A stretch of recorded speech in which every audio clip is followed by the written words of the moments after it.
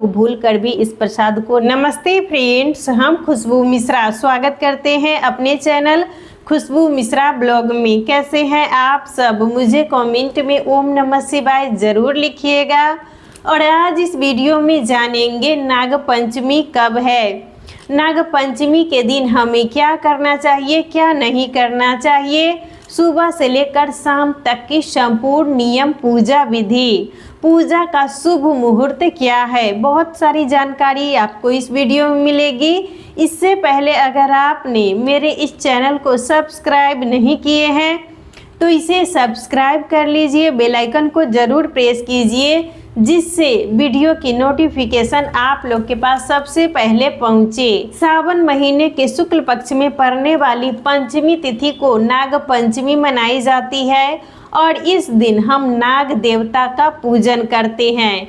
और नाग पंचमी कहीं पर कृष्ण पक्ष में मनाया जाता है और कहीं पर शुक्ल पक्ष में मनाया जाता है। और इस दिन हम गोबर से नाग नागिन बनाते हैं। जहां आपका पूजा मंदिर है वहां पर नाग नागिन का चित्र दोनों तरफ बना लीजिएगा।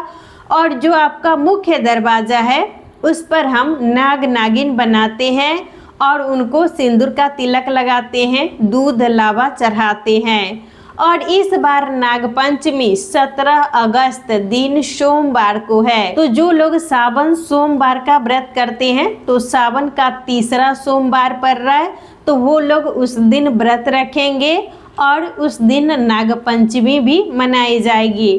तो नाग पंचमी के दिन आप लोग सुबह जल्दी उठ जाइएगा। सुबह जल्दी उठकर जो भी आपका प्रतिदिन का काम है वो कर लीजिएगा। उसके बाद हमें स्नान कर लेना है। स्नान करने के बाद साफ स्वच्छ धुला हुआ वस्त्र पहन लीजिएगा और अच्छे से तैयार हो जाइएगा, क्योंकि इस दिन सावन सोमवार है। तो इस दिन हम भगवान शिव जी और माता पार्वती का पूजन करते हैं। तो हमें अच्छे से सज सवर के माता पार्वती और शिव जी का पूजन करना है। और पूरे घर में हमें गंगाजल का छिड़काव ज़रूर कर देना चाहिए। इससे हमारे घर का जो वातावरण है शुद्ध होता है और घर से जितनी भी नेगेटिविटी है वो समाप्त हो जाती है। और उसके बाद हम अपने पूजा रूम के आगे गोबर से नाग नागिन बनाते हैं और जहां आपका मुख्य दरवाज़ा है वहां पर नाग नागिन बना लीजिएगा। तो जो लोग मान लीजिए गाँव में है उनको तो गोबर उपलब्ध हो जाएगा, और मान लीजिए जिनको अगर गोबर उपलब्ध नहीं हो पा रहा है तो वो मिट्टी से भी नाग नागिन बना सकते हैं, चंदन से भी बना सकते हैं, सिंदूर से भी बना सकते हैं, जो वो गेरू रहता है उससे भी आप बना सकते हैं। तो हमें ऐसे सांप का जो डिजाइन है वो बना देना है और उसके बाद हम पूजन करेंगे। तो आप लोग पूजा करने के लिए गाय का कच्चा दूध ले लीजिएगा। गाय का कच्चा दूध ही चढ़ाया जाता है तो हमें गाय का कच्चा दूध ले लेना है। और लावा, धान का लावा चढ़ाया जाता है तो धान का लावा ले लीजिएगा। और टीका लगाने के लिए हमें सिंदूर ले लेना है। तो हम नाग नागिन बनाएंगे, उनको सिंदूर का हम टीका लगाएंगे और जो लावा है उनको चिपका दिया जाता है और कच्चा दूध चढ़ा दिया जाता है। तो इसी तरीके से हम नाग देवता का पूजन करेंगे। और उस दिन हमें अपने पूजा मंदिर में भी भगवान के पास दूध लावा ज़रूर चढ़ाना चाहिए। तो आप लोग एक कटोरी में लावा ले लीजिएगा और उसमें दूध डालकर भगवान के पास चढ़ा दीजिएगा। और उस प्रसाद को खाया नहीं जाता है, उसको पूजा करने के बाद कहीं पेड़ पौधे में डाल दीजिएगा, क्योंकि वो नाग नागिन को भोग लगाया हुआ प्रसाद रहता है तो उसे हमें खाना नहीं चाहिए। इस दिन हम भगवान शिव जी और माता पार्वती का पूजन करेंगे। तो आप पहले अपने पूजा घर में पूजा कर लीजिएगा, उसके बाद मंदिर ज़रूर जाइएगा और अच्छे से हमें भगवान शिव जी और माता पार्वती का पूजन कर लेना है। और दूध लावा मंदिर में भी ज़रूर चढ़ाइएगा। घर में भी हमें चढ़ाना है और मंदिर में भी दूध लावा चढ़ाया जाता है। और मंदिर में भी अच्छे से पूजा पाठ कर लीजिएगा। तो जो लोग व्रत रखते हैं वो फलाहार करेंगे और जो लोग व्रत नहीं रखते हैं तो पूजा करने के बाद वो भोजन कर सकते हैं। और नाग पंचमी के दिन हम अपने घर में खीर और पूरी बनाते हैं। तो सबके घर में खीर और पूरी बनाई जाती है। तो चावल का खीर बनाया जाता है और दाल भर के पूरी बनाई जाती है। और अगर आप लोग अच्छे से शुद्धता से खीर पूरी बनाए हैं तो भगवान को पहले भोग लगा दीजिएगा, उसके बाद ही आप लोग खाइएगा। और इस दिन हमें ज़मीन की खुदाई नहीं करनी चाहिए। इस दिन ऐसा कहा जाता है कि नाग पंचमी के दिन हमें ज़मीन की खुदाई नहीं करनी चाहिए, क्योंकि ज़मीन के अंदर ही सांप रहते हैं, सर्प देवता रहते हैं। इसलिए हमें उस दिन, मान लीजिए जो लोग घर की नींव डालना चाहते हैं तो वो उस दिन नींव नहीं डालेंगे, क्योंकि नींव डालने के लिए हमें ज़मीन खोदना पड़ता है। तो इसीलिए उस दिन हमें ज़मीन की खुदाई से बचना चाहिए। और मान लीजिए आपको अगर कहीं भी सांप दिखाई दे, नाग देवता दिखाई दे, तो मारना नहीं है। हमें उस दिन मारना नहीं चाहिए, छोड़ दीजिए, वो अपने आप चले जाएंगे, लेकिन मारिएगा नहीं। और शाम के समय में भी हमें अच्छे से हाथ पांव धो लेना है और भगवान के पास आप लोग दीपक जला दीजिएगा, आरती कर लीजिएगा। और आपके अगल बगल में शिवालय है तो आप लोग शिवालय में जाकर भगवान के पास एक दीपक ज़रूर जलाइए।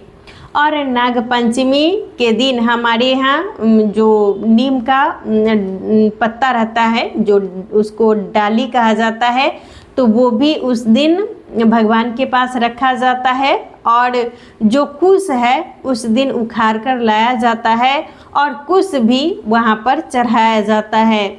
तो अगर आप लोग के यहाँ जो नीम का वो डाली रहता है, पत्ता रहता है, वो चढ़ाया जाता होगा तो वो भी चढ़ा सकते हैं।